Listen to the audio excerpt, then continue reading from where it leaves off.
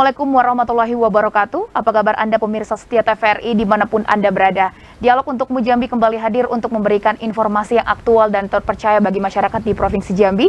Dan kali ini kita akan mengusung tema mengenai program SDM digital tahun 2022 di Provinsi Jambi. Ya pemirsa, seperti yang kita ketahui, untuk menang di era digital dibutuhkan Indonesia yang unggul secara SDM yang berkualitas dan infrastruktur teknologi unggul agar bisa untuk menjadi pemenang. Dan untuk membahas mosi ini telah kita hadirkan dua orang narasumber. Yang pertama Dr. Hari Budiarto, Kepala Badan Litbang SDM Kementerian Kominfo Republik Indonesia. Selamat datang di Jambi dan di studio TVRI Bapak. Terima kasih. Ya, selanjutnya ada Ibu Insinyur Hilda Porawati, Direktur Politeknik Jambi. Selamat datang di studio TVRI Jambi, Ibu. Ya, langsung saja kepada Bapak Hari untuk membuka diskusi kita ini. Saya buka dengan sebuah pertanyaan bahwa untuk menyiapkan talenta digital yang dibutuhkan di Provinsi Jambi saat ini sesuai dengan roadmap yang sudah dibuat, seperti apa Bapak? Terima kasih Mbak. Jadi Indonesia ini berdasarkan kajian dari McKinsey atau World Bank, kita memerlukan 9 juta talenta digital pada tahun 2030. Jadi sekarang sudah tahun 2022. Jadi kita punya PR 8 tahun harus menyiptakan sebanyak 9 juta. Kemarin itu kita melakukan kajian, kita hitung, kita survei bahwa talenta digital kita itu masih 1,1 juta. Itu dilakukan oleh survei internasional. Jadi PR 8 tahun harus ada 8 juta. Jadi 1 tahunnya itu kita harus menyediakan sekitar 1 juta. 1 juta. Nah, Kementerian Kominfo karena ada keterbatasan anggaran dan sebagainya, jadi kita canangkan untuk setiap tahun itu kita bisa memproduksi 200.000 talenta digital. Maka strategi kita untuk bisa menghasilkan 200.000 talenta digital dan tersebar di seluruh wilayah Indonesia, maka kita bekerjasama dengan para pemerintah daerah. Karena pengalaman kami di tahun 2021 itu kita punya target 100.000. Jadi 100.000 ini kita berhasil melakukan pelatihan itu sebanyak 109.000. Nah, ketika kita lihat masing-masing daerah ternyata tidak merata. Jadi di Pulau Jawa yang infrastrukturnya sudah bagus, jelas mereka bisa mengikuti secara online dan jumlahnya cukup banyak. Kemudian di Sumatera itu hanya Sumatera Utara, hanya Kota Medan. Baik. Kemudian di Sulawesi hanya Sulawesi Selatan, di Makassar. Gitu. Nah, kemudian saya lihat dari Jambi pesertanya hanya 1.000. Makanya 200.000 ini kalau saya lakukan dengan strategi yang sama, pasti terjadi hal yang sama. Baik, ini 1,1 juta yang sudah siap SDM-nya, seperti itu Pak, dari 9 juta. Ini kalau bisa tahu kecakapannya dinilai dari apa ya? Kita kan sekarang masuk ke revolusi industri 4.0. Jadi ada tema-tema, mereka juga menghitung talentanya hampir mendekati revolusi industri 4.0. Nah, revolusi 4.0 itu tema-temanya adalah yang pertama tentang artificial intelligence. Jadi talenta digitalnya harus menguasai teknologi artificial intelligence atau kecerdasan artifisial. Kemudian yang kedua, mereka harus menguasai analisis big data. Kemudian yang ketiga tentang cloud computing. Jadi semua data center yang ada sekarang sudah pindah ke dalam cloud. Google, AWS dan sebagainya sekarang berinvestasi menggunakan cloud. Bagaimana tata kelola cloud, bagaimana kecanggihan cloud dan sebagainya. Kalau kita nggak menguasai, ya kita nggak bisa menggunakan, mengoptimalkan data center. Baik, sebelum kita masuk kepada tata cara bagaimana untuk menyiapkan 9 juta untuk sumber daya manusia yang siap ini, kita langsung ke Ibu Hilda dulu. Karena bicara soal penyiapan sumber daya yang unggul adanya di kampus seperti itu. Kalau Politeknik Jambi sendiri, seperti apa menanggapi ini? Ya, kami di sini dengan Kominfo sudah 3 tahun bermitra. Jadi kami selaku akademisi kami mensupport sebagai instrukturnya. Jadi instruktur untuk pendidikan digital talent tersebut. Jadi dosen-dosen kita dilatih, disertifikasi oleh pihak Kominfo yang layak untuk menjadi instruktur seperti itu. Baik. Untuk menyiapkan talenta digital sesuai dengan arahan Presiden Pak Hari, seperti itu selalu digaungkan di berbagai kesempatan bahwa dari 2021 dicanangkan seperti itu. Untuk di Provinsi Jambi sendiri, target seperti apa yang diinginkan oleh Kominfo di tahun 2022 ini? Karena kita ditargetkan 200.000 ke seluruh wilayah Indonesia dan merata, maka pada tahun 2022 kita pilih 20 kabupaten kota. Dan kita target satu kabupaten kota itu 10.000. Nah, salah satunya adalah Kota Jambi. Nah, nanti tahun depan akan berpindah ke kabupaten yang lain atau kota yang lain di Provinsi Jambi. 10.000 talenta digital itu terdiri dari 8 akademi. Jadi kita membuat akademi ini disesuaikan dengan tema, disesuaikan dengan masyarakat mana yang mengikuti pelatihan ini. Dan indikatornya adalah outcome apa yang harus kita capai. Nah, jadi 8 akademi ini, yang pertama adalah kita namakan Digital Leadership Academy. Ini diperuntukkan oleh para pimpinan. Jadi kita tidak hanya menyasar pada masyarakat, tetapi kita juga menyasar pimpinannya. Karena pimpinan ini penting di dalam melakukan pembuatan policy-policy kebijakan publik tentang teknologi digital. Mereka harus paham. Nah, ini kita latih dan kita punya target. Kalau di daerah Provinsi Jambi ada sekitar 20 pimpinan digital yang harus masuk mengikuti pelatihan. Jadi kita targetkan di seluruh Indonesia ada 400 pimpinan. Kemudian berikutnya adalah profesional. Jadi kaum profesional ini adalah mereka yang sudah punya kecakapan digital, kemudian ingin meningkatkan ke level yang lebih tinggi, ke level yang lebih mahir, atau temanya diperluas gitu. Nah, ini profesional, dan ini kita syaratkan boleh masyarakat umum, terus kemudian dia harus bekerja 2 tahun minimal. Dan ini memang kita peruntukkan untuk melakukan training of trainer. Jadi TOT istilahnya, untuk membuat instruktur dan membuat asesor-asesor dalam rangka melakukan sertifikasi profesional. Nah, terus kemudian kita juga menyasar kepada para mahasiswa, karena mahasiswa ini adalah tenaga-tenaga untuk mengisi industri. Maka dia harus mempunyai kompetensi yang standar yang dibutuhkan oleh industri, dan industri sendiri yang menyampaikan bahwa kebutuhan dia itu adalah profesi yang sudah standar gitu. Maka kita buat akademinya namanya Fresh Graduate Academy. Jadi para lulusan yang baru lulus gitu. Dan kita latih, sebagian kita magangkan, kemudian juga ada diberikan sertifikasi. Kita langsung ke mahasiswa lagi, karena ini untuk mencetak kompetensi mahasiswa. Tentunya seperti di Politeknik Jambi, kompetensi mahasiswa seperti apa yang hendak dituju oleh Politeknik Jambi saat ini? Jadi kami di Politeknik Jambi itu ada teknologi rekayasa perangkat lunak. Jadi kami menyiapkan tenaga yang memang ahli di bidang yang diharapkan dari Kominfo, seperti misalnya tadi di desain grafis, di jaringan, di security, dan sebagainya seperti itu.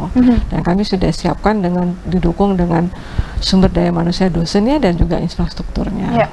Ada berapa banyak mahasiswa yang siap untuk masuk kepada kompetensi yang dikatakan oleh Pak Hari tadi? Kalau mahasiswa kami untuk siap masuk ada 2 angkatan ya, sekitar ada 100 mahasiswa yang siap untuk itu. Karena mengingat hari ini Pak Hari bahwa untuk membangun 5 infrastruktur digital, pemerintah digital, ekonomi digital, 4 masyarakat digital, tentunya tanpa masyarakat digital yang mampu mewujudkan hal ini, maka semua hal ini akan menjadi lewat seperti yang kita bahas di awal tadi. Boleh dijelaskan untuk hal ini mengenai infrastruktur digital terlebih dahulu?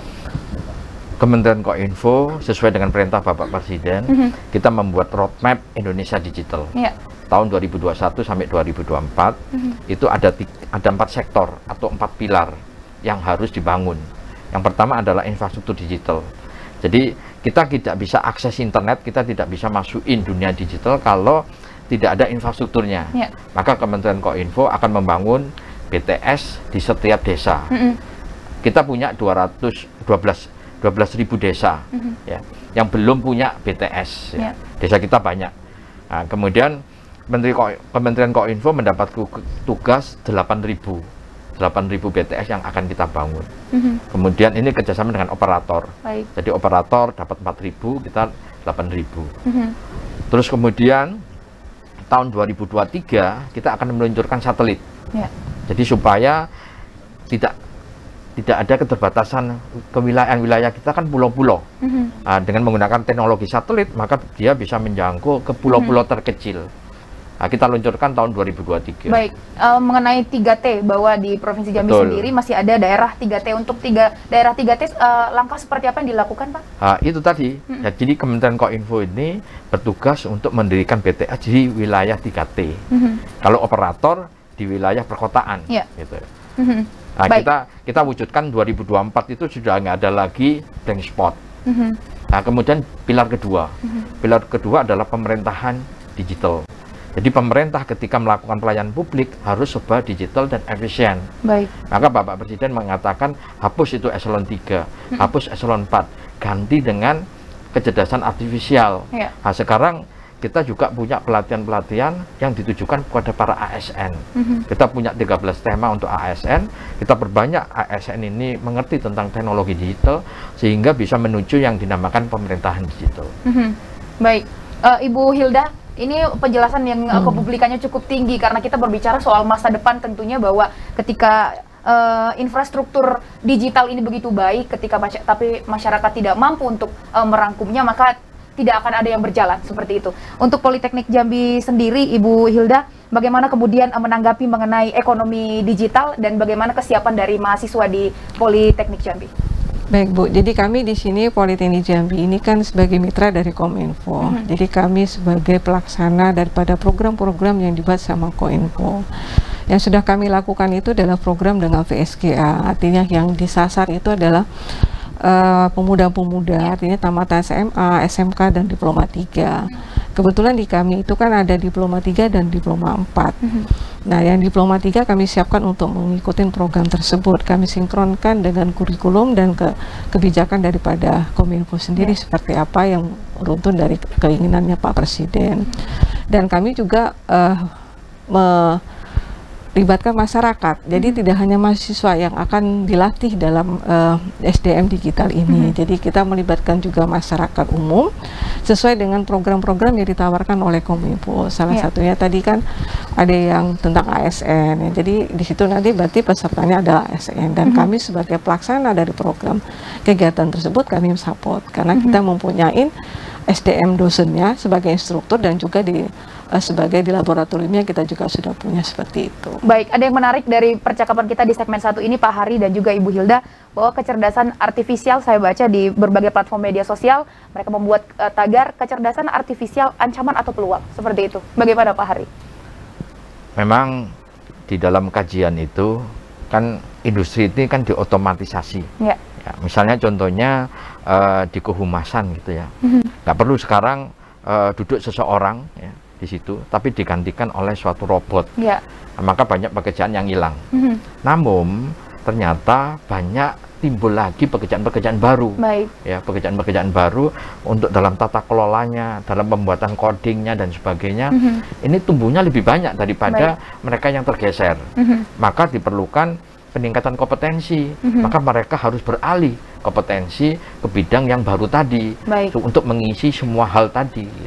Baik, artinya kalau kita bicara soal mahasiswa, maka kemampuannya bisa kita upgrade. Namun ketika kita bicara soal pemimpin, bagaimanakah hal yang disiapkan oleh Kominfo untuk hal ini, kita masih akan bahas saat lagi. Tetaplah bersama dengan kami.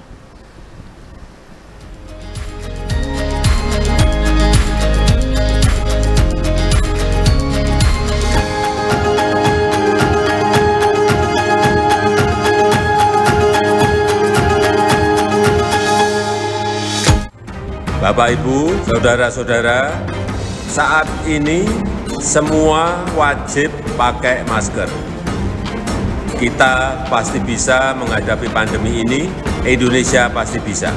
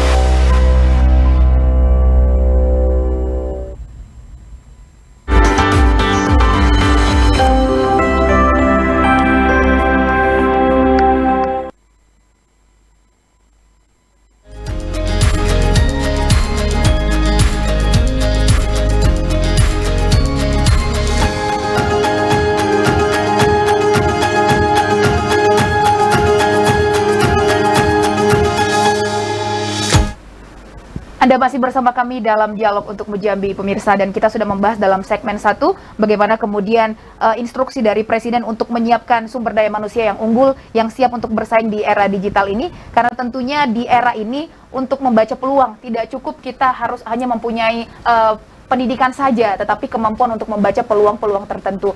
Kita langsung ke Pak Hari dulu, bagaimana kemudian pengadaptasian dari pembangunan sumber daya manusia digital ini. Berapa lama adaptasinya, Pak? Kan tadi kan saya jelaskan di dalam melakukan masyarakat digital itu ada 3 pilar. Yang pertama pimpinannya, yang kedua talentanya, yang ketiga adalah literasi. Jadi masyarakat dibangun kesadarannya untuk aware. Maka program kita dinamakan literasi digital. Jadi literasi digital itu bagaimana masyarakat ini mengetahui, menggunakan, memanfaatkan teknologi digital ini secara optimal. Contoh yang paling simpel, bidang pengusaha. Ya. Dengan adanya pandemi saat ini, kalau Ibu lihat itu banyak sekali orang-orang membuat kuliner, ya, dia produk-produk baru yang dijual gitu. Nah, kalau dia jual dengan jam-jam tertentu, kemudian lokasinya hanya di sekitar rumah, maka keuntungannya kecil. Maka mereka disadarkan bisa loh menggunakan teknologi digital. Nah, itulah dia akan menjadi wirausaha digital atau digital entrepreneurship. Nah, itu kita mempunyai pelatihannya. Jadi masyarakat itu ditunjukkan bagaimana cara menggunakan media sosial yang benar. Selama ini media sosial dipakai untuk hoax. Ya. Nah, ini bisa dimanfaatkan untuk melakukan pemasaran digital atau digital marketing. Nah, dia foto, bagaimana cara motonya? Diajarkan cara moto yang baik, yang fokus dan sebagainya. Kemudian bagaimana cara uploadnya. Nah, ini menyadarkan masyarakat untuk bagaimana dia bisa menggunakan HP, bisa menggunakan alat-alat yang sederhana untuk bisa masuk ke namanya dunia digital tadi. Nah, untuk bisa menyadarkan seperti itu memang memerlukan beberapa tahap gitu. Jadi nggak bisa itu pertama kita lakukan online. Ternyata ketika kita menggunakan cara online untuk mengajarkan ke masyarakat tentang teknologi digital itu banyak kendala. Nah, maka kita menggunakan cara hybrid, yaitu ada offline, kita tatap muka, kemudian online. Karena COVID kan, masa COVID seperti ini kan nggak mungkin kita ngadakan offline. Itu pun kita juga batasi jumlah pesertanya dan sebagainya. Jadi memang untuk menyadarkan masyarakat agar memanfaatkan teknologi digital itu tidak mudah. Artinya untuk anak-anak muda pun dibutuhkan kemampuan untuk membaca peluang hari ini dan untuk di masa depan. Dan menurut Ibu Hilda sebagai seorang pengajar juga tentunya apa yang dibutuhkan oleh anak-anak muda untuk membaca peluang ini dengan baik? Baik. Kalau untuk anak-anak muda yang sekarang kan mereka di zaman ada yang milenial ya, milenial. Dan kalau seperti itu tinggal diarahkan menurut kita, karena mereka lebih pandai dari kita yang zaman old seperti ini. Justru di zaman digital ini justru yang lahir yang di atas 80-an yang itu yang harus dirubah pola pikirnya, karena kita sebagai pengajar kami juga masa pandemi ini kami mengalami pergeseran ya dari tatap muka menjadi online. Itu terlihat sekali dari dosen yang muda dengan dosen yang tua, yang sudah tua. Mereka beradaptasi dengan digital itu memang yang sulit, yang tua. Justru yang muda itu lebih mudah. Hanya saja mungkin dari sisi pendidikan kita akan dekatkan mereka dengan rasa tanggung jawab cara menggunakan digital seperti ini, proses yang online ini. Karena kan kalau tidak kita bekali mereka dengan bimbingan yang baik, mereka akan salah gunakan untuk yang digital tersebut. Hal-hal apa yang seharusnya dimiliki oleh kampus-kampus pada zaman ini? Tentunya Ibu Hilda. Sistem informasi. Jadi sistem informasi manajemen yang sudah memang online. Artinya laboratori perpustakaannya sudah digital, sistem informasi yang disampaikan ke mahasiswa pun sudah secara digital ya. Hanya saja mungkin pembelajarannya saja yang memang kalau kami vokasi itu untuk praktikum kami nggak bisa digital. Namun untuk teori kami bercoba untuk hibrid, karena kan itu yang harus kita lakukan untuk beradaptasi kepada anak-anak, karena mereka lebih suka online dibanding dengan offline kalau yang teori seperti itu. Banyak contoh tentunya dari mahasiswa yang menuntut pendidikan di Politeknik. Ibu Hilda, bagaimana pendapat Ibu kesiapan Provinsi Jambi 2022 untuk SDM digital ini? Saya optimis mereka siap. Ya, karena saya melihat dari yang kita pernah latih, minat-minat yang waktu program kita yang ikut dengan Kominfo ya sebagai mitra itu banyak ya, banyak sekali yang bertanya, yang untuk mereka mau dibantu, karena kami juga selain dari mahasiswa, dari UMKM ya, artinya mereka juga sudah sadar bahwasanya untuk tetap survive mereka harus beralih cara berjualan seperti disampaikan Pak Hari tadi. Karena kami juga membina UMKM dan kami juga sudah mulai meluncurkan e-commerce untuk UMKM yang kami bina. Jadi memang kan saya optimis untuk masyarakat Jambi untuk di kita. Baik, optimis bahwa Provinsi Jambi siap untuk hal ini, artinya jika optimis harus ada sesuatu yang dipersiapkan. Betul Bapak Hari, hal-hal apa saja yang perlu dipersiapkan oleh Provinsi Jambi untuk menghadapi ini? Yang pertama adalah kerjasama. Jadi kita bersama-sama bersinergi. Artinya tugas ini itu bukan hanya tugasnya Kominfo, tetapi semua unsur dari komponen bangsa ini harus ikut. Jadi pemerintah daerahnya, akademisinya, kemudian masyarakatnya itu juga bersama-sama. Nah, itulah yang kita namakan biasanya quad helix. Jadi quad helix itu ada pemerintah, ada akademisi, kemudian ada masyarakat, community, dan satu lagi media. Maka kenapa hari ini saya ada di sini, itu untuk masyarakat yang keempat tadi. Jadi quad helix itu harus bersinergi untuk bisa mewujudkan hal ini. Baik, artinya dibutuhkan pelatihan-pelatihan khusus juga. Dari Kominfo sendiri, adakah menyiapkan pelatihan-pelatihan khusus untuk hal ini, Pak? Iya, tadi saya katakan ada tema untuk pimpinan, tentunya tema ini berbeda untuk yang talenta. Baik. Tema yang talenta beda juga untuk yang literasi. Literasi itu kita sudah menyiapkan 4 modul. Yang pertama adalah digital culture atau budaya digital. Bagaimana sih masyarakat berbudaya digital itu seperti apa? Misalkan cara ngetiknya nggak boleh huruf besar dan sebagainya. Terus bagaimana cara menyapa? Nah, itu diajarkan di situ. Kemudian yang kedua digital ethic, yaitu etika digital. Ada etika-etikanya. Di dunia nyata kita punya etika. Di dunia digital juga punya etika. Nah, kemudian yang ketiga kita siapkan modul yang dinamakan safety, digital safety, atau aman dalam masuk ke ruang digital. Kita ajarkan menjaga password seperti apa. Jangan menggunakan password misalnya tanggal lahir. Supaya gampang, Pak. Padahal itu sangat rawan. Gitu. Nah, terus kemudian yang keempat itu kita siapkan namanya cakap digital atau digital smart. Baik. Jadi 4 modul ini akan kita berikan kepada yang tadi literasi. Jadi kalau literasinya sudah banyak, kemudian dia naik kelas menjadi talenta. Kalau talentanya sudah mahir, naik kelas menjadi pimpinan. Bagaimana kemudian mereka akan mendapatkan pelatihan ini, Bapak Hari? Mekanismenya seperti apa? Mekanismenya kita buka pendaftaran itu dengan web. Jadi, mohon maaf Pak, ini dimulai sejak kapan untuk pelatihan ini? Pelatihan ini kita akan lakukan di tanggal 23 Januari. Baik. Jadi tanggal 28 Januari ini kita sudah lakukan pelatihan di kota Jambi. Ya, masyarakat kita harapkan banyak yang mendaftarkan karena kita mulai dengan literasi, yaitu kita latih yang namanya digital entrepreneurship, yaitu bagaimana masyarakat itu bisa menjadi wirausaha digital menggunakan teknologi digital untuk meningkatkan perekonomiannya. Dan ini kita mulai tidak di Februari, tidak di Maret, tapi di Januari.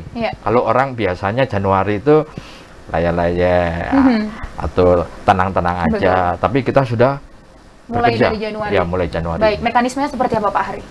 Jadi mekanismenya kita nanti akan umumkan, akan sosialisasi baik di media, kita buat flyer sehingga masyarakat berarti itu bisa ngerti. Berarti ini untuk yang kategori talenta ya Pak ya? Ini literasi. Oke, baik. Nah, jadi nanti masyarakat daftar, mengikuti, kemudian kita seleksi karena kuotanya juga terbatas. Nggak bisa kita masyarakat semuanya kalau ingin ikut di offline, kursinya nggak cukup, ruangannya juga nggak cukup, maka kita akan seleksi dulu. Nah, setelah seleksi, masyarakat ikut pelatihan, kemudian kita ajarkan semuanya, kemudian masyarakat bisa praktek, terus kemudian menerapkan. Dan setelah itu kita nggak berhenti pelatihan, setelah itu pergi enggak, tetapi kita juga monitor. Jadi ada yang namanya program pasca pelatihan. Program pasca pelatihan, artinya ini kerjasama dari pemerintah pusat kemudian dengan pemerintah provinsi. Iya. Apa yang diharapkan dari capaian yang diharapkan dari pekerjaan pemerintah pusat dengan pemerintahan daerah ini, Pak, untuk mengenai pelatihan ini? Ya, jadi kan kita bertujuan agar ekonomi Indonesia dalam masa pandemi ini tidak langsung jatuh ya. Kita akan tumbuh terus, maka kan secara nasional itu kan dihitung juga dari daerah. Jadi peran dari pemerintah pusat ini adalah membuat kebijakan-kebijakan, tema-temanya apa saja.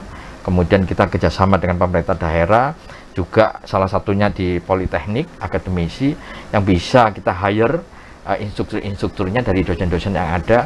Ada 2 tujuan di situ untuk kerjasama dengan Politeknik. Yang pertama adalah instruktur itu akan lebih banyak, tidak harus dari pusat. Gitu. Instruktur bisa dari lokal. Terus yang kedua, ketika dosen ini kita latih, kemudian kita sertifikasi, kita harapkan perbaikan kurikulum yang ada di dalam, sehingga terjadi link and match dengan kebutuhan industri.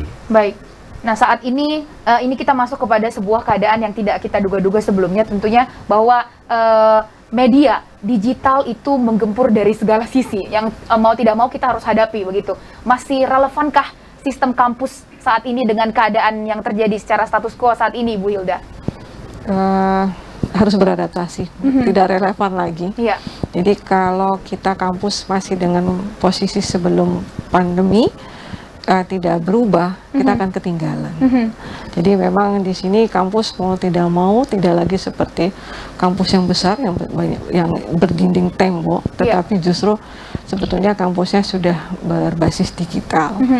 Jadi memang ada adaptasi yang harus kami dilakukan oleh suatu kampus seperti itu. Ya, apalagi kampus-kampus yang umum, maksudnya bukan untuk langsung Politeknik, mereka kampus-kampus yang umum seperti apa, Ibu Hilda, tanggapannya? Ya, harus berubah, harus move on, harus menyiapkan diri menyambut media digital seperti ini. Dari tenaga-tenaga pengajarnya seperti apa, Ibu? Mereka harus mengupgrade diri. Saya bilang tadi, kalau yang muda kan misalnya lahir di zaman mereka yang milenial yang sudah mengenal digital, itu lebih mudah. Justru yang lama, kalau tidak beradaptasi, justru kampusnya yang akan susah untuk berkembang dalam kondisi seperti ini. Baik, karena ini baru masuk kepada mekanisme yang pertama mengenai literasi ya, Pak. Selanjutnya apa yang dibutuhkan oleh Provinsi Jambi setelah itu, pelatihannya? Tadi waktu di MOU dengan Pak Wali Kota ya, itu ternyata ada kebutuhan ASN. Jadi setelah ini kita akan memperbanyak instruktur, kerjasama dengan salah satunya Politeknik Jambi. Kita harapkan setelah itu kita buka untuk ASN.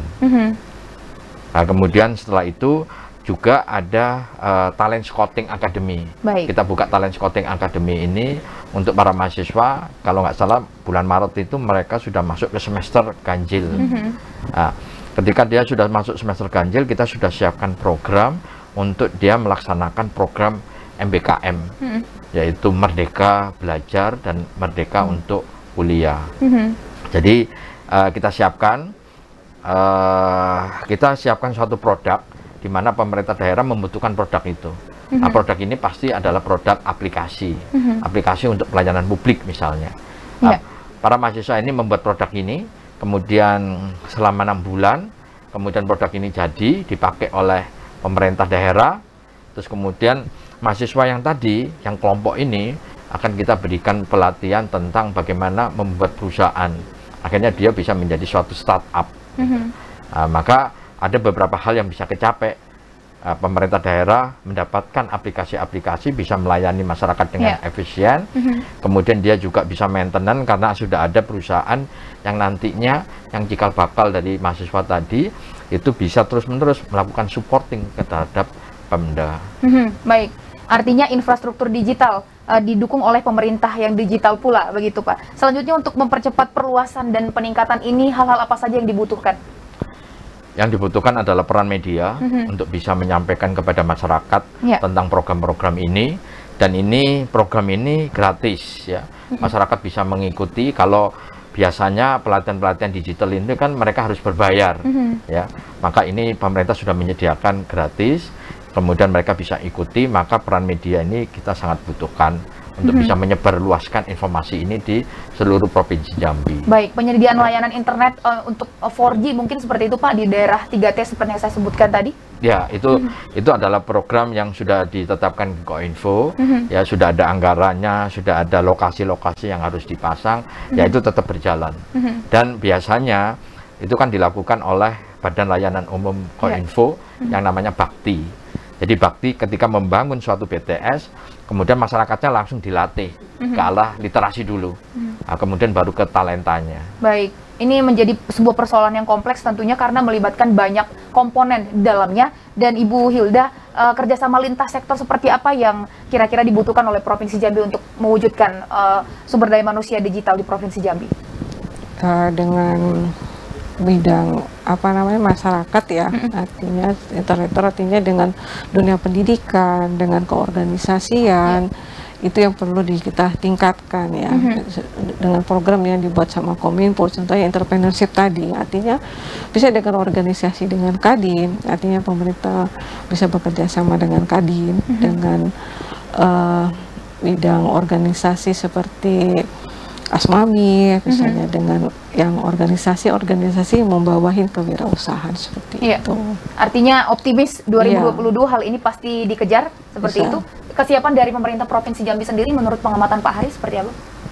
Ya, kita sudah ketemu dengan Kadis Kominfo sebagai fasilitator ke OPD yang lain, gitu. Misalnya pariwisata, UMKM, perdagangan dan sebagainya, untuk bersama-sama bagaimana program talenta digital ini bisa terwujud. Dan seperti apa hasil dari pertemuan itu Pak, pengamatan Anda? Ya, kita kunci di dalam perjanjian kerjasama. Jadi MOU itu tidak hanya kita tanda tangan, tetapi di belakang itu sudah tertulis bahwa apa kewajiban dari Pemda, apa kewajiban dari Kominfo, itu sudah tercantum di situ. Ya, kita harapkan membaca dan menjalankan tugas masing-masing itu. Baik, mengapa saya bertanya demikian? Karena 50% masyarakat di Provinsi Jambi masih merupakan masyarakat adat yang lebih tertutup seperti itu, Pak. Kita punya rencana juga, kita bicarakan bagaimana masyarakat yang adat tadi, yang anak suku dalam ya, ini bisa mengenal teknologi gitu. Ya, kita coba akan berusaha masuk ke sana. Memang strateginya harus kita buat dulu. Baik. Bagaimana strategi dan sebagainya, tentunya kita mengajak semua elemen yang ada di Provinsi Jambi ini untuk bersama-sama membuat strategi bagaimana suku anak dalam tadi itu bisa mengenal, ya, memanfaatkan teknologi digital ini.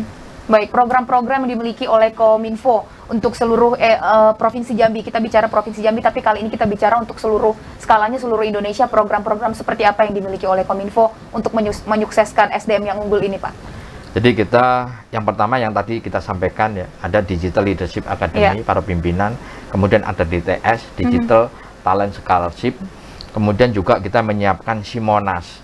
Simonas itu sistem monitoring untuk pasca pelatihan. Jadi kita tawarkan ke industri, kemudian industri masuk ke sistem platform kita, kemudian dia tahu para yang sudah terlatih itu siapa saja, langsung diambil orang-orang yang sudah terlatih, itu namanya Simonas. Kemudian kita juga menyiapkan sekolah. Yaitu kita ada sekolah tinggi multimedia yang ada di Jogja. Ini sudah permintaan Bapak Presiden sesuai deposisi bahwa itu harus dikembangkan menjadi Institut Digital Nasional dan harus menjadi World Class University dan harus dibangun di 8 wilayah di Indonesia. Nah, ini namanya adalah pendidikan vokasi. Kalau yang tadi namanya pelatihan vokasi, ini pendidikan vokasi. Kemudian yang berikutnya, Kominfo juga memberikan beasiswa. Jadi kita mentargetkan 170 beasiswa Kominfo ke beberapa negara dan ke seluruh universitas yang ada di Indonesia. Baik, kita masih akan membahas mengenai hal ini, bahwa hal-hal apa yang dibutuhkan oleh Kampus Merdeka untuk menghadapi era digital yang menggempur saat ini, tapi saat lagi tetaplah bersama dengan kami.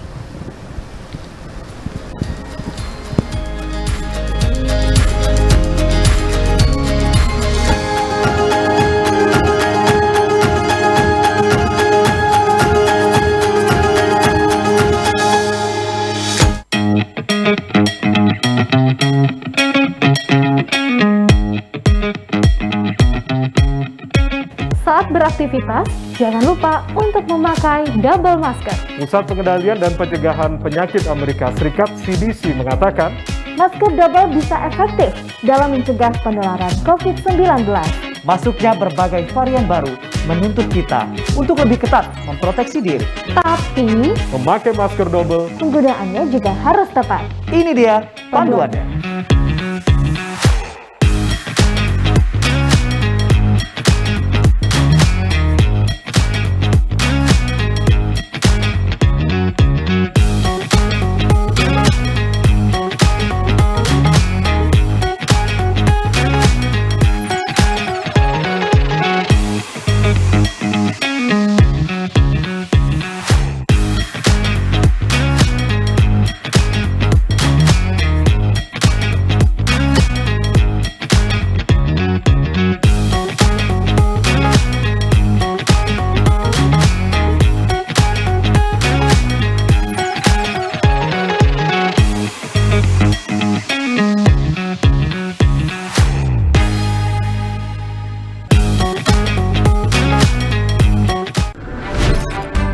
Halo semuanya, aku Modi, maskot TV Digital Indonesia.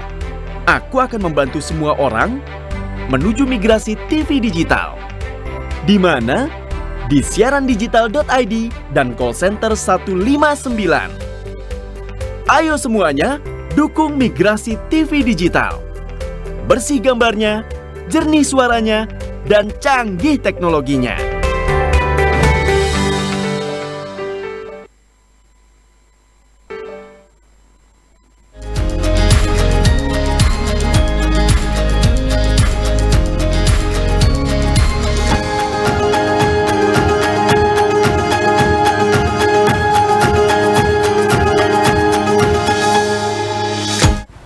Anda masih bersama kami pemirsa dalam Dialog untuk Mujambi. Dalam segmen 1 dan 2 kita telah membahas mengenai transformasi digital Indonesia, peta jalan Indonesia menuju kerangka pelaksanaan menuju Indonesia Digital 2021-2024, dan kita akan masuk kepada penyiapan masyarakat digital Indonesia 2045.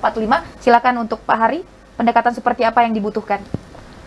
Indonesia mempunyai visi ya, bahwa Indonesia itu harus maju di tahun 2045 ya. Dan kita akan menjadi negara maju, bukan negara berkembang lagi tahun 2045. Maka kita menyiapkan bagaimana masyarakat ini bisa masuk ke namanya digital society. Jadi kalau Ibu lihat digital society secara di dunia, sekarang kita namakan digital society 5.0. Jadi digital society 5.0 itu adalah masyarakat yang bisa menggunakan teknologi-teknologi seperti kecerdasan artifisial, kemudian IoT, Internet of Things, terus kemudian juga Big Data, kemudian Data Science, terakhir yang lagi rame itu adalah Metaverse. Jadi itu adalah teknologi blockchain, di mana masyarakat itu bisa menjual aset melalui dunia maya dan menggunakan uang cryptocurrency. Jadi ini yang harus segera dibuat kebijakan-kebijakan dan harus dibuat modul-modul, termasuk di perguruan tinggi juga tema-tema ini harus diangkat.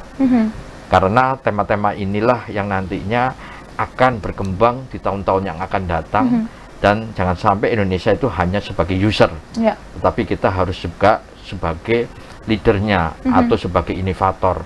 Selama ini kita itu follower karena tidak menguasai teknologi-teknologi ini. Maka kita harus menggunakan teknologi ini sehingga kita bisa rebut yang dinamakan Indonesia Digital.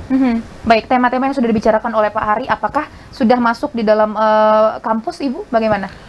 Jadi untuk menjawab yang 2045, kami dari kampus itu membuka program studinya. Jadi program studi yang memang mengarah ke digital. Salah satunya misalnya bisnis digital yang sudah kami juga buka dan tinggal menunggu izin. Yang sudah jalan itu adalah teknologi rekayasa perangkat lunak, yang mana menyiapkan sumber daya yang ahli yang cakap di bidang software engineer untuk menjawab yang disampaikan oleh Pak Ari tadi. Jadi prodi-prodi yang memang tidak sejalan, yang kurang sejalan lah ya dengan untuk 2045 yang sudah tergantikan, kita tidak akan buka lagi, malah kita tutup, tapi kita membuka prodi-prodi baru. Baik, kita masuk kepada tema pelatihan SDM digital. Ini sangat penting untuk diketahui oleh pemirsa. Boleh mungkin Pak Hari Boleh dijabarkan mengenai tema pelatihan SDM digital yang akan digagas? Untuk Provinsi Jambi ini kita sudah siapkan, yaitu pertama tentang kecerdasan artifisial, kemudian cyber security, kemudian Internet of Things, kemudian yang paling ramai saat ini itu adalah data science. Jadi data science itu, data itu kan sudah melimpah sekarang ya. Jadi namanya media sosial aja, dalam waktu 1 menit kita tidak buka, mungkin ada 100 message di situ. Nah, bagaimana itu bisa dianalisis gitu. Baik. Nah, jadi media sosial itu harus kita analisis supaya hasil analisisnya itu bisa membuat suatu strategi baru di dalam pembuatan kebijakan. Atau kita bisa, kalau ada kebijakan yang sudah dikeluarkan, bagaimana sih sikap masyarakat tadi? Nah, itu kan harus dianalisis di media-media online gitu. Jadi ini yang kita ajarkan juga kepada masyarakat, supaya masyarakat juga bisa tahu mana yang hoax, mana yang informasi yang bukan hoax dan sebagainya. Jadi banyak sekali tema yang ada. Ini kita sudah siapkan di tahun 2021 itu 105 tema. Nah, ini tinggal dipilih tema-tema mana yang cocok dengan di Provinsi Jambi. Baik, dari tema-tema ini Ibu dari segi pengajar ya, apakah dari tema yang pelatihan SDM yang sudah dikatakan yang paling diminati di Provinsi Jambi, kira-kira apakah yang Big Data Analytic atau Cyber Security atau yang lain? Dari pengalaman kita yang melatih waktu kita ikut program Kominfo, itu yang lebih banyak minat itu adalah desain grafis sama web. Jadi itu lebih banyak diminatin di Jambi. Baik. Untuk Big Data yang seperti disampaikan oleh Bapak itu belum minatnya masih sedikit. Contoh kemarin kita sudah ada lakukan sedikit sekali minatnya. Seperti security juga, networking itu juga malah kita buka kemarin di Jambi, belum juga, minatnya masih sedikit seperti itu. Baik, untuk dua yang paling banyak diminati ini, adakah perhatian khusus yang diberikan oleh kampus? Kami untuk perhatian khususnya justru prodi yang akan kami buka ke depan ya, artinya kan ini peluang ya, artinya kan dengan pelatihan mereka banyak minat, artinya pelatihan itu kan mendapatkan sertifikat dari BNSP ya mereka, seperti 50 jam, artinya untuk pelatihan saja masyarakat minat, apalagi untuk pendidikannya. Jadi kami lebih menyiapkan nanti untuk lanjutan pendidikannya seperti itu. Ya, baik, kita masuk kepada ruang lingkup Pak Hari. Ruang lingkup dari dan capaian target dari tema-tema yang sudah dibuat, kemudian tujuan yang sudah dibuat oleh Kominfo, ruang lingkupnya seperti apa Pak? Kepada siapa saja disasar? Yang pertama adalah masyarakat yang ada di bawah.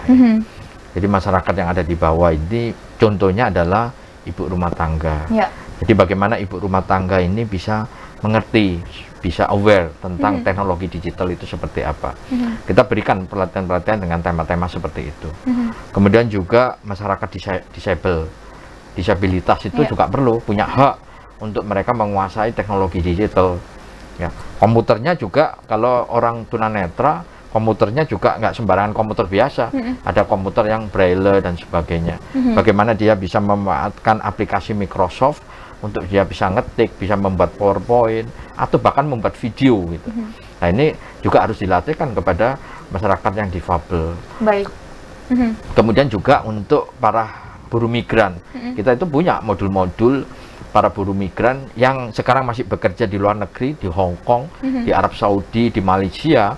Mereka kan harus balik ke Indonesia. Betul. Kita berikan bekal, bekal bagaimana mereka bisa usaha melalui teknologi digital itu, agar ketika dia balik, dia nggak ditipu ya oleh mafia dan sebagainya, tetapi dia bisa berusaha meningkatkan perekonomian dengan menggunakan memanfaatkan teknologi digital.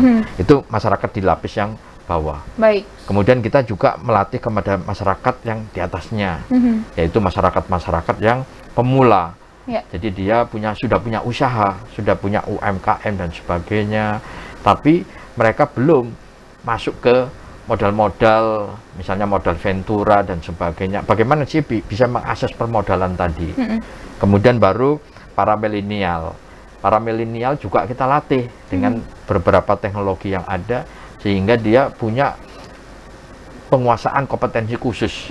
Misalnya contohnya game. Selama ini mereka main game, tetapi bagaimana membuat game itu mereka nggak tahu. Nah, kita ada modul-modul yang dinamakan gamifikasi. Jadi menggunakan teori-teori yang ada di game, desain-desain game, tetapi digunakan untuk pengajaran. Misalnya mengajarkan, sekarang banyak dipakai, misalnya untuk penerbang ya, pilot. Pilot itu menggunakan game untuk dia belajar gitu. Dan banyak sekali pelajaran-pelajaran atau meningkatkan kompetensi itu dengan menggunakan game, dan itu lebih mudah untuk merasuk. Jadi ini yang kita bisa gunakan, melatihkan kepada para milenial yang mereka sudah jago-jago digital. Kita isi dengan tema-tema yang mereka bisa melakukan inovator dan kreativitas gitu. Baik, untuk milenial, untuk yang setingkat di atasnya kemudian menjadi persoalan menurut saya Pak Hari, karena mengapa mereka perlu diajarkan kembali mengenai lanskap digital, betul ya Bu? Bagaimana pendapatnya soal hal ini? Ya, karena di atas milenial ya Pak ya, memang ya itu memang butuh PR yang sangat luar biasa, bagaimana merubah mindset ya. Tapi justru ini tantangan menurut saya, tantangan bagaimana merubah mindset mereka, mengajak mereka untuk berpindah ya, untuk memahami digital tersebut ya. Kami dari pendidikan saja, kalau tidak bisa menyesuaikan kami akan ketinggalan. Juga mungkin dari sisi orang tua, kalau orang tuanya justru tidak bisa mengikuti perkembangannya generasi anak-anak mereka, justru kan informasi itu jadi nantinya malah liar di anak-anak. Orang tua tidak bisa mengarahkan. Bagaimana disampaikan Pak Hari tadi kan ada digital sifat untuk kita mengupload ya, artinya ada etikanya ya, ada cara etika kita untuk mengupload berita misalnya seperti itu. Bagaimana kita untuk menyaring berita yang kita dapatkan. Jadi memang harus berubah sih, harus berubah di atas milenial itu harus berubah kalau ingin menjadi baik. Baik, ini kita berbicara soal efek baik dari digital, dan sekarang kita kenal juga mengenai digital kokain Pak. Pernahkah terpikirkan untuk mengenai hal ini, mengingat kita bermigrasi ke era yang digital, untuk menghadapi hal ini, adakah strategi yang dilakukan oleh pemerintah? Ya, itu tadi yang tadi saya sudah sampaikan, bahwa di dalam modul-modul yang ada, itu ada yang dinamakan modul digital culture gitu ya. Jadi berbudaya digital itu seperti apa sih? Kemudian beretika digital itu seperti apa? Dan yang penting itu sekarang adalah digital safety gitu. Bagaimana kita menggunakan perangkat teknologi digital tapi aman gitu. Misalnya cara membuat password itu yang benar seperti apa. Kemudian cara memforward itu ada pidananya loh. Nah, itu perlu diajarkan kepada masyarakat agar mereka ketika forward suatu informasi itu tidak kena suatu tindak pidana atau dia melanggar undang-undang dan sebagainya. Itu perlu diberikan kepada masyarakat supaya masyarakat itu paham dalam menggunakan teknologi digital, masuk ke ruang digital, itu sama dengan kita ada di dunia nyata gitu. Baik. Artinya untuk digital kokain dibutuhkan juga peran dari orang tua, betul ya Ibu ya? Selanjutnya kita masih akan berbicara mengenai hal ini karena ini sangat kompleks seperti yang saya katakan tadi, bahwa kita akan untuk generasi di atas milenial kita membutuhkan PR yang khusus buat mereka, dan ini bukan menjadi sebuah kemustahilan juga tentunya, dan efek-efek yang tentunya masih yang tidak bisa kita perhitungkan. Adakah program dari pemerintah untuk memperhatikan efek buruk dari digital ini, Pak? Ya, kalau di Kementerian Kominfo ini adalah lebih ke arah mencegah ya, mencegah bagaimana supaya hal itu tidak terjadi gitu. Walaupun juga kita punya program-program untuk memblokir gitu ya. Masyarakat lapor, kemudian kita blokir gitu. Baik. Tapi tumbuh lagi gitu, kayak dimatikan satu tumbuhnya 1000 gitu. Nah ini sifatnya kayak gitu gitu. Jadi memang perlu awareness dari masing-masing individu itu untuk bisa memahami gitu. Nggak bisa kita menggunakan teknologi blokir tadi ya. Jadi harus ditanamkan bagaimana sih yang namanya etika, budaya, safety, kemudian itu masuk nanti ke smart gitu. Karena kita berbicara soal pola pikir masyarakat yang tentunya kita tidak bisa kendalikan seperti kita mengendalikan robot begitu ya Pak.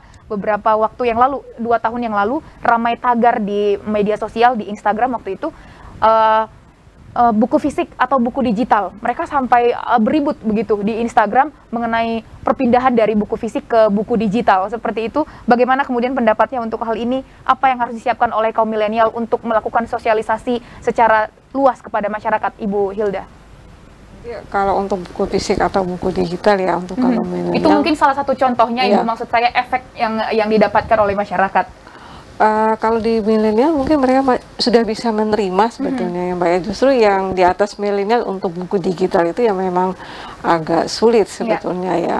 Karena saya bicara sendiri melihat dari kami ya di kampus itu, mereka lebih suka tidak ke kampus untuk ke perpustakaan mengakses secara digital, itu lebih mereka sukain. Nah, justru mereka terima sebenarnya seperti itu untuk kayak kedigitalannya. Iya, efek seperti ini salah satu contoh Pak Hari bahwa permasalahan mengenai buku fisik atau buku digital, bahkan sampai ada filosofi, banyak sekali filosofi yang berkeluaran mengenai perpindahan buku fisik ke buku digital saja. Untuk efek-efek seperti ini, maksud saya, apakah pernah diperhitungkan oleh pemerintah seperti itu, Pak? Kalau saya sih berpikirnya efeknya yang positif. Gitu. Novel aja sekarang sudah ada namanya web novel. Jadi para sastrawan, para seniman itu dia bisa tetap berproduksi meskipun dia ada COVID dan sebagainya. Dia dengan membuat teknologi digital akhirnya bisa muncul yang namanya web novel gitu, atau web yang digunakan untuk buku-buku novel, dan masyarakat langsung bisa membaca adanya buku-buku baru atau dari para seniman itu memberikan hasil karyanya itu bisa langsung dinikmati gitu, tidak menunggu beberapa tahap lagi gitu. Kalau saya di sisi positifnya, yang negatifnya adalah mungkin pengaruh dari ini, artinya kalau itu dibaca dan sebagainya akan memengaruhi budaya dan sebagainya. Itulah yang harus dicegah ke orang tua tadi sih. Baik, kita akan masih masuk kepada capaian program yang dimiliki oleh Kominfo saat ini, capaian program-program yang sudah dibuat. Namun sesaat lagi kita masih akan kembali, tetaplah bersama dengan kami.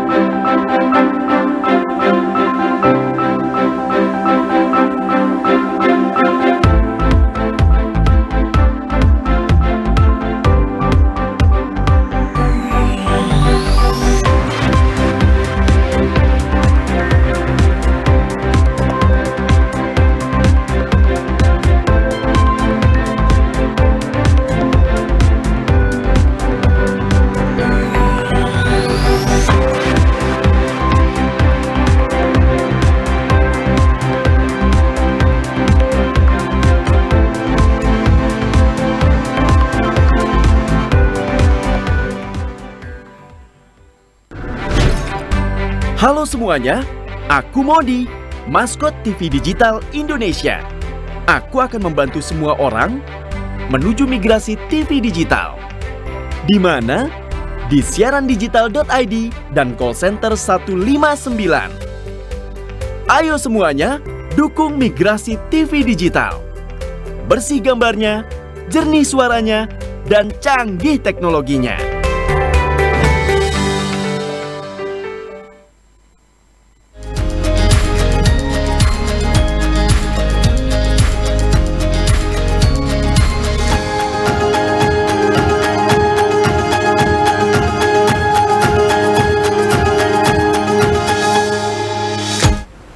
Terima kasih Anda masih bersama kami pemirsa, dan kita sudah sampai di penghujung acara dan kita akan mendengarkan pidato penutup dari masing-masing narasumber dimulai dari Bapak Hari. Silakan Pak.